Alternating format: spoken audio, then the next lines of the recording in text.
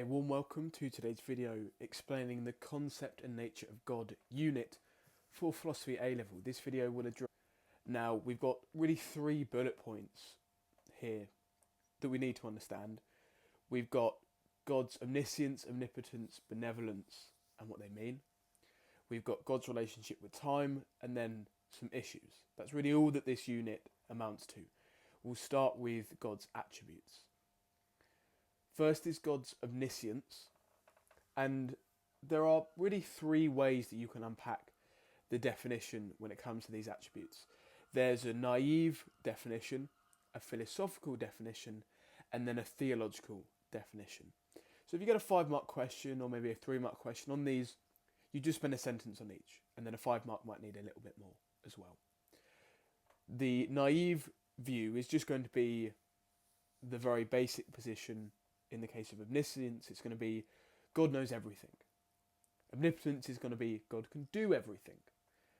And just a definition like that misses lots of the nuance and will fail to defend against some issues that we're going to come up against here. So what we're going to add to the naive definition is what's written here, the philosophical definition. God knows everything that is logically possible to know. So God doesn't know how to draw a round square because that just isn't possible. And so that's how we can address that. Now, when it comes to knowledge, we can just use the normal epistemology work that we should know, I imagine, by this point, which is about acquaintance knowledge and ability knowledge. Propositional knowledge is really the focus of omniscience here. And then we also are going to address the fact that God knows everything that happened, is happening, and will happen. And we're going to talk a little bit more about God and time in a second. But that's omniscience. Omnipotence, again, if we just follow through the naive definition, God can do anything. The philosophical definition, God can do anything which is logically possible. And then the theological addition to this is going to be about God can do everything that does not contradict God's nature. So although it may be logically possible to sin, God can't sin because it's not in God's nature to do so.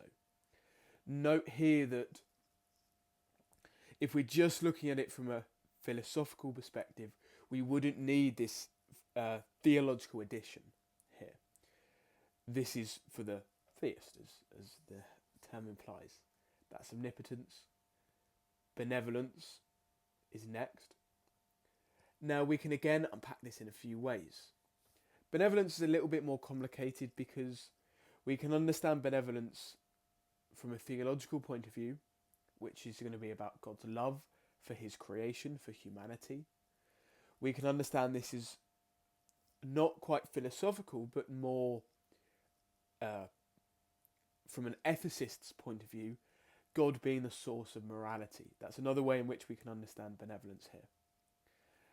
And then the other part would be a more philosophical account of goodness sort of being the sum of all of the other parts of God. So God is good because God can do everything and know everything. And that means God is the source of goodness in that sense. And then the second bullet point that we need, once we've got God's attributes, is God's relationship with time. There are 2 different options here. We have a philosophical view, a more philosophical view, and a more theological view. The philosophical view is looking at this a bit more a priori, from a bit more, maybe of a reasoned place, to think that, okay, if God created the universe, then God must exist outside of that creation. And therefore God is not in space and time, God is outside of space and time. That means God's atemporal. We are going to understand this as God being eternal. And that means that God can't interact with space, God can't interact with time. There's no beginning or end, there's no present for God. And this is hard for us to conceive of as temporal beings, but God is atemporal. And then God is everlasting. That's the other position that we need to understand. As I said, this is the theological view that God exists inside of space and time, so God can interact with space and time. It would mean that God changes more. So if God exists outside of time, then God is immutable. But by existing inside of time, God is changeable, which for some philosophical definitions is incompatible. So God can't be a being which can change. And so God couldn't be everlasting in that case. And still God has no beginning or end, but God does exist in space and time. What we now need to understand are the responses to this. The first one is very straightforward. I'm sure you know it already. It's the paradox of the stone. And this simply asks whether God can lift a rock, or whether God can conceive of a rock so heavy that he can't lift it. And so, whichever option you choose here, it's a dilemma. You're either choosing to limit God's power or God's knowledge. And so it seems like his attributes aren't consistent with one another. Now, when you're talking about this in an essay, it's important to highlight the strengths of this. And the way you're going to do that best is by using the naive definition of God's omniscience and omnipotence first. If you set up the naive definition that God can just do anything, this seems like a problem. And then you can counter that and you have a bit more evaluation by adding the philosophical definition in. If you just start with the philosophical definition, this criticism can't even get off the ground, and so it becomes almost redundant to mention it. It's so weak, it just is pointless in your essay. It doesn't move the essay anywhere. Whereas if you start with the basic definition, you provide at least the significance of this problem is to make us reconsider and be more clear about our definition of God. And that sort of addresses the counter here. So the counter is just that if we adjust the definition of God to be God can do everything that's logically possible, we identify that the paradox of the stone isn't possible. That gets us out of the issue. Let's move on to some more substantial ones though. The Euthyphro dilemma is one of those, and we can see that here. The Euthyphro dilemma questions the source of morality.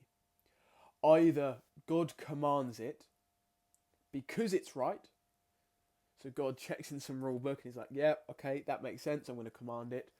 Or it's right because God commands it. And so its rightness is in that God is saying it. And so either one of these has problems, and you can explore these in an essay if you like. If morality is independent of God, there seems to be a higher power there. But that isn't what we understand God to be. We understand God to be the maximally great being, not the maximally great being who follows someone else's rules. That isn't what we understand God to be. And if morality is arbitrary, then if God were to command we murder, there seems still something in us that would be averted to that.